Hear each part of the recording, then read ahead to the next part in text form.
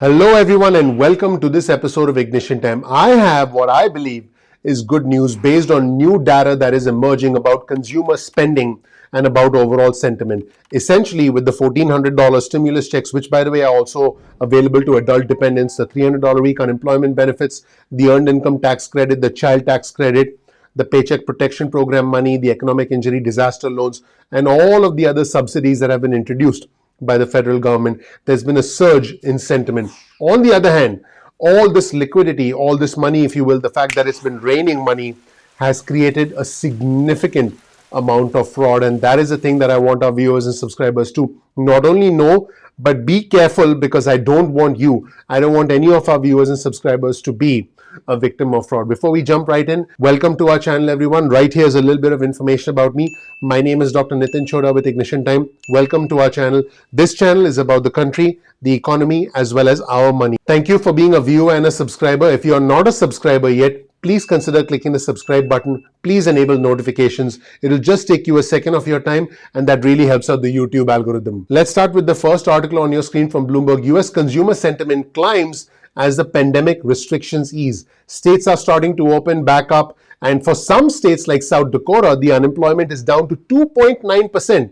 And the national average unemployment rate is 6.2%. Folks, some states are roaring back, whereas some states like New York and Hawaii are still at a high unemployment rate, well over 8%, which is twice where they were prior to the pandemic. So you can see that there's a disproportionate impact of the pandemic, and some states are doing significantly better than others. As the vaccinations increase, as states start to reopen, jobs are indeed coming back as a trend across the country. In fact, here's an indication from the University of Michigan. It's called the Final Sentiment Index. So the University of Michigan's Final Sentiment Index increased to 84.9 from a preliminary March reading of 83, according to data that was just released. So the median projection that people had expected was 83.6. If you take a look at this chart on your screen, you'll see that the consumer sentiment for spending is now at a 1-year high. People are ready to go out there and start spending. Some news outlets have called this revenge spending. I'm gonna go out and spend money!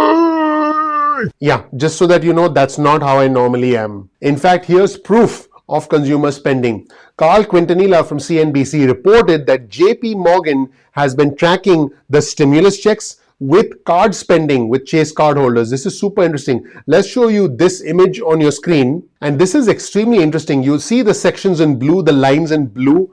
They correspond to stimulus check payments. As you can see on the left side of the chart, that was a $600 payment. And take a look at the right side of your chart. The money is already starting to come in, the $1,400 payment.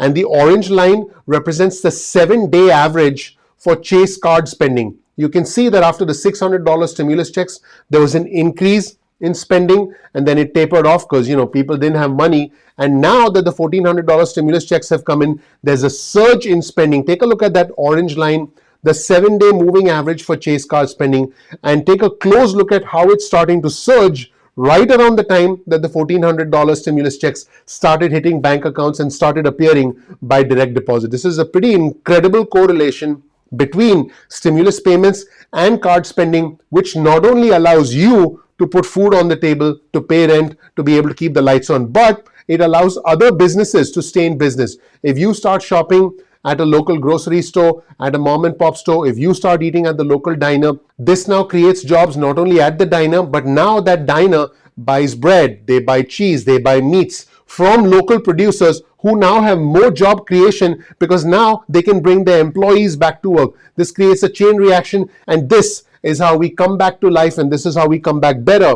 bigger, stronger than ever before. And this is how the American economy sees a whole new surge and a whole new boom. As you can tell, I'm extremely passionate about this. Sometimes, folks, when I report this, it's not just me spewing data. I want things to get back to normal. I want us to be stronger than ever before. And I know that some of us have been left behind, but we have the potential to come back stronger than ever before. I believe that not only can we come back and be stronger than we were before, I believe we can pave the way for the rest of the world and lead the world and show the world what American leadership and what bouncing back looks like. Now, the good news is household spending is also up, because this goes hand in hand with the increase in consumer sentiment that we saw earlier from JP Morgan Chase. Here's an article on your screen from the Wall Street Journal. Household spending picks up after cooling last month. Spending fell 1% and income dropped 7.1%. But with more stimulus checks, more vaccinations, there's going to be a burst in shopping and travel. So this is good news for the overall economy. Now let's take a look at this interesting chart based on the spending swings based on personal consumption. In other words, how much are we spending and what are we essentially doing with our money?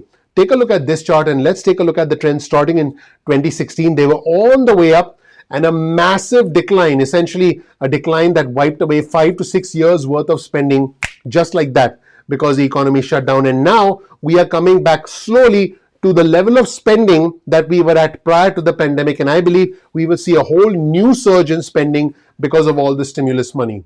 Now let's take a look at another chart which I feel is much more telling. I want you to pay close attention to this. This represents stimulus bumps.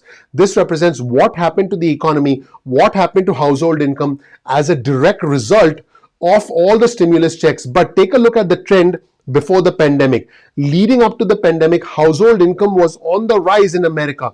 Our economy was booming and then there was a sudden decline. And in March 2020, the household income declined as a direct result of the pandemic. But because of the CARES Act, this is very important, in April 2020, because of the CARES Act, there was a surge in household income because of the $1,200 stimulus checks, because of the $600 a week unemployment booster.